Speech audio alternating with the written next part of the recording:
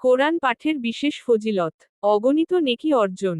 কোরআন পাঠ করলে প্রতিটি হরফের জন্য 10টি করে নেকি পাওয়া যায়। উদাহরণস্বরূপ, আলিফ লাম মিম পড়লে 3টি হরফ পড়া হয় এবং এর জন্য 30টি নেকি অর্জিত হয়। জান্নাতে প্রবেশ ও সুপারিশ। যে ব্যক্তি কোরআন পাঠ করে, আল্লাহ তাকে জান্নাতে প্রবেশ করাবেন এবং তাকে তার পরিবার ও বংশের এমন 10 জনকে সুপারিশ করার সুযোগ দেবেন যাদের উপর জাহান্নাম অবধারিত হয়ে গিয়েছিল। কিয়ামতের দিন সুপারিশ। কিয়ামতের দিন কোরআন পাঠকের জন্য সুপারিশকারী হিসেবে উপস্থিত হবে এবং তাকে সাহায্য করবে। ঈমান বৃদ্ধি ও রহমত লাভ।